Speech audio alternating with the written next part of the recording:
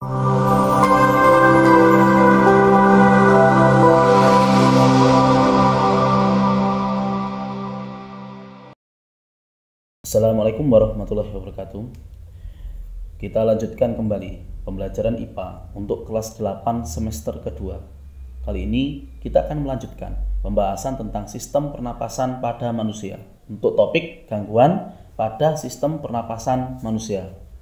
Sebelum kita membahas materi tersebut, saya sampaikan terlebih dahulu tujuan pembelajaran untuk kali ini. Setelah mempelajari materi ini, peserta didik diharapkan dapat 1. Menjelaskan macam-macam gangguan sistem pernapasan manusia, upaya pencegahan, dan penanggulangannya.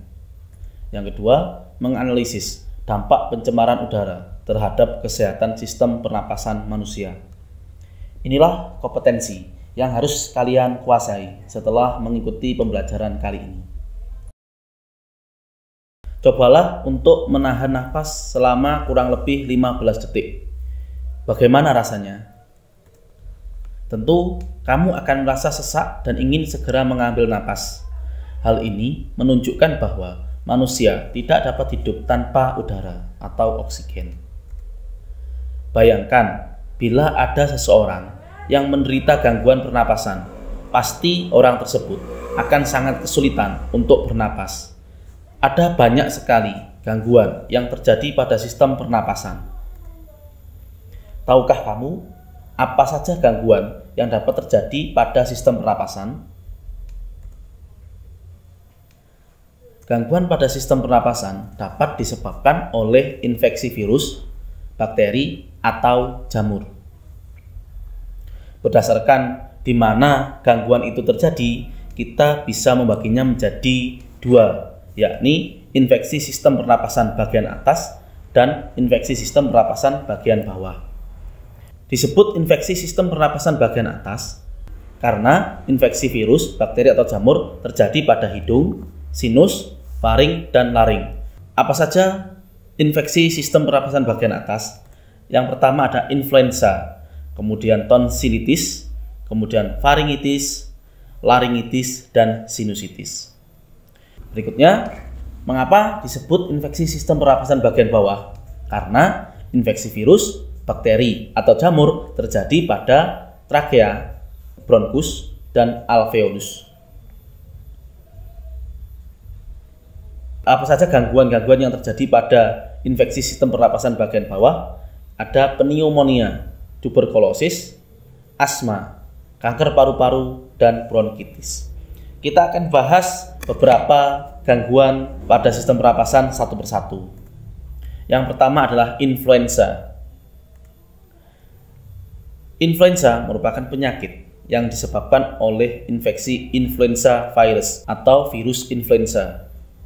Gejala umum influenza yaitu demam dengan suhu lebih dari 39 derajat Celcius, pilek, bersin-bersin, batuk, sakit kepala, sakit otot, dan rongga hidung terasa gatal. Dengan kondisi hidung tersumbat, penderita influenza akan kesulitan bernapas. Virus influenza keluar dari tubuh seseorang bersamaan dengan batuk dan pilek, kemudian disebarkan melalui udara. Selain itu, virus juga dapat menular ketika seseorang menyentuh permukaan yang terkontaminasi virus, kemudian orang itu menyentuh mulut dan mata. Agar kamu tidak mudah tertular virus influenza, sebaiknya kamu selalu menggunakan masker ketika berkendaraan dan rajin mencuci tangan dengan menggunakan sabun sebelum makan. Yang kedua adalah tonsilitis. Secara normal, tonsil atau amandel akan menyaring virus dan bakteri yang akan masuk ke dalam tubuh bersamaan dengan makanan atau udara. Apabila daya tahan tubuh dalam kondisi lemah, virus dan bakteri akan menginfeksi tonsil sehingga dapat menyebabkan penyakit tonsilitis. Gejala tonsilitis yaitu sakit tenggorokan. Tonsil mengalami peradangan, batuk, sakit kepala, sakit pada bagian leher atau telinga, dan demam. Virus yang dapat menyebabkan tonsilitis yaitu adenovirus, rhinovirus, influenza, dan coronavirus. Golongan bakteri yang menyebabkan tonsilitis pada umumnya adalah bakteri Streptococcus. Yang ketiga adalah faringitis. Faringitis adalah infeksi pada faring oleh kuman penyakit seperti virus, bakteri, maupun jamur. Virus yang dapat menyebabkan faringitis misalnya adenovirus, orthomyxovirus, rhinovirus, dan coronavirus. Banyak bakteri yang dapat menginfeksi faring, salah satunya yaitu Streptococcus pyogenes. Penanganan faringitis yaitu dengan memberi antibiotik dan antifungi untuk membunuh bakteri. Selain disebabkan oleh infeksi virus, bakteri, dan jamur, faringitis juga dapat disebabkan oleh zat kimia yang dapat mengiritasi jaringan pada faring. Faringitis merupakan penyebab umum sakit tenggorokan. Orang yang menderita faringitis biasanya disertai dengan radang tonsil atau amandel yang menyebabkan rasa nyeri saat menelan makanan. Penanganan faringitis yaitu dengan memberi antibiotik dan antifungi untuk membunuh bakteri serta jamur yang menginfeksi faring. Selain itu, tentu harus ditambah dengan mengkonsumsi makanan yang bergizi agar sistem pertahanan tubuh menjadi lebih kuat. Selanjutnya adalah pneumonia. Pneumonia merupakan infeksi pada bronkeolus dan alveolus.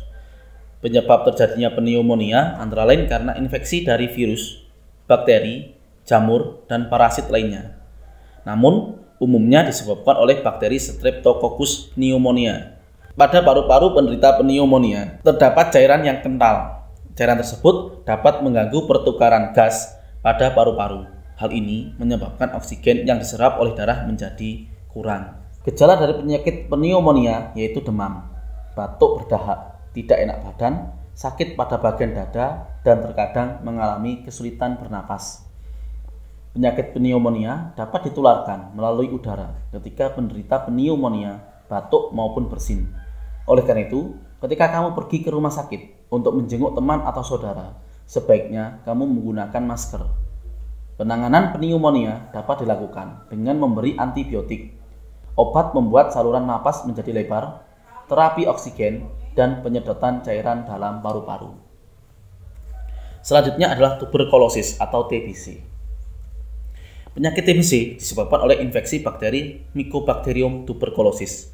Selain menginfeksi paru-paru, bakteri ini juga dapat menginfeksi bagian lain dari tubuh.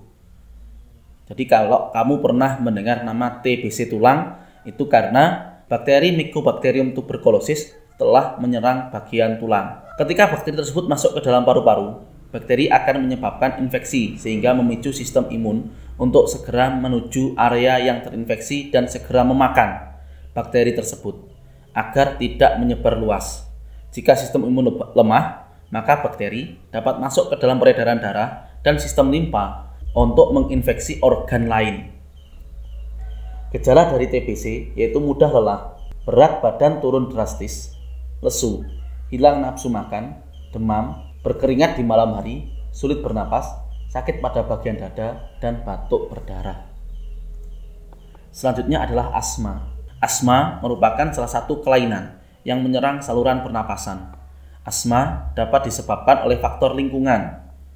Faktor lingkungan yang dapat menyebabkan asma diantaranya masuknya zat pemicu alergi atau alergen dalam tubuh. Misalnya asap rokok, debu, bulu hewan peliharaan, dan lain-lain. Masuknya alergen akan memicu tubuh untuk menghasilkan senyawa kimia seperti prostaglandin dan histamin. Senyawa kimia tersebutlah yang dapat memicu penyempitan saluran pernapasan. Penyempitan yang terjadi pada saluran pernapasan menyebabkan penderita kesulitan untuk menghirup cukup oksigen. Penderita akan mengalami batuk, napas berbunyi, napas pendek, dan sesak napas. Oleh karena itu, penderita asma harus berhati-hati dan menghindari keadaan atau benda-benda yang dapat memicu asma. Selanjutnya adalah kanker paru-paru. Kanker paru-paru terjadi karena pertumbuhan sel-sel yang tidak terkendali pada jaringan dalam paru-paru. Jika sel-sel tersebut tidak segera ditangani, dapat menyebar ke seluruh paru-paru, bahkan jaringan di sekitar paru-paru. Gejala orang yang menderita kanker paru-paru yaitu batuk disertai darah, berat badan berkurang drastis, napas menjadi pendek, dan sakit pada bagian dada. Sekitar 80% kasus kanker paru-paru disebabkan oleh merokok dalam jangka waktu yang lama. Sedangkan 10-15% kasus terjadi pada orang yang tidak pernah merokok. Kanker paru-paru pada orang tidak merokok dapat diakibatkan karena kombinasi faktor keturunan dan faktor lingkungan. Misalnya, menghirup debu asbes dan udara yang terpolusi, termasuk akibat menjadi perokok pasif. Demikian pembelajaran kita hari ini. Semoga apa yang kita pelajari bermanfaat. Assalamualaikum warahmatullahi wabarakatuh.